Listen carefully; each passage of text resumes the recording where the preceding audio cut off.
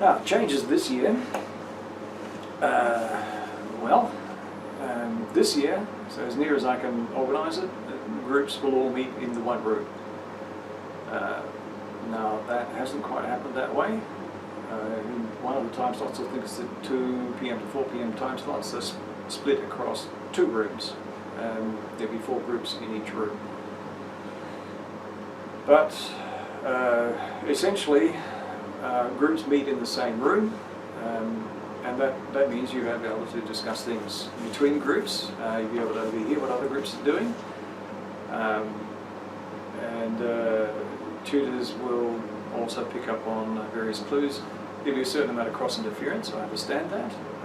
There'll be a certain amount of competition for the attention of the tutor, and I understand that too.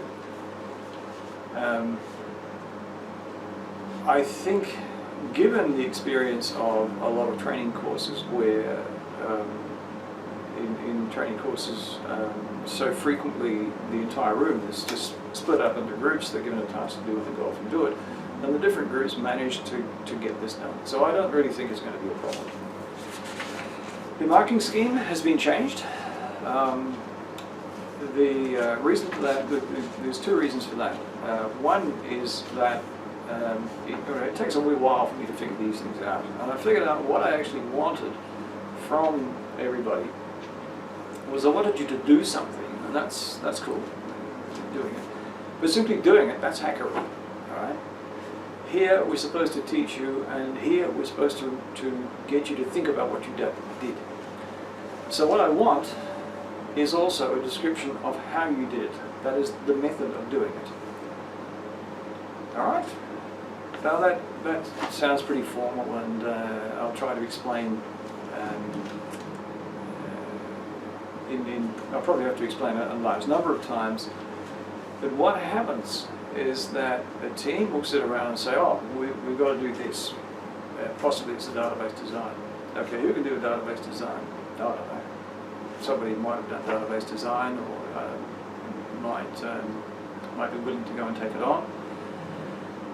So the job will be given to them, 1 or 2 people, who will go off, go away. They will think about or look up different ways of doing a database design. That is, designing the database itself, and the need for detail, the formality, the way it's documented, and how it's presented to everybody else. And they'll come back. Either they will simply go and do it, or they'll come back to the group and say, "Well, we ought to do the database design this way, and we're going to produce this diagram or document or design, and you'll be able to use it that way." That's the method. I simply want to see a description of how that happens, and it's not. I don't want a big formal document that conforms to some international standard or other. I simply want a description of how you got the job done. Then, I also want a description of why you did it that way. I want the rationale. And the rationale could be, well, look, we didn't have time and this is the only way we knew how to do it. That's a rationale.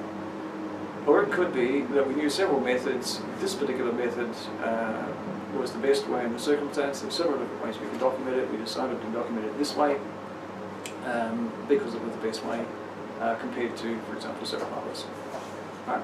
The rationale, I want the rationale as well, and you get marks for those. There are marks for lots of things that we want to encourage.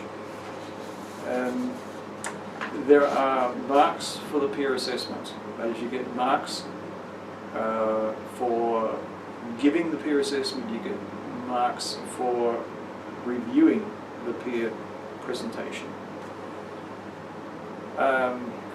And the reviewers get marked by a tutor. There's a certain amount of arithmetic that goes into making sure that groups are compensated for a poor review and groups are punished for a poor review. So if you are subject to a poor review, your marks will be compensated. If you do a poor review, the marks you get for your presentation will be reduced. And there's arithmetic around that. It's designed to overcome the effects of bias or prejudice or anything else you can think of. It seems to work. It seems to get a reasonable result. Also new this year, we have a new case study, as I mentioned. It's a very small system that would seem to be quite useful at UTS, as well as a number of places outside. Now, if you do a good job, I mean, it's your intellectual property, and if you decide to take it on and build it as a commercial system and sell it, fine, go for it. You're allowed to do that.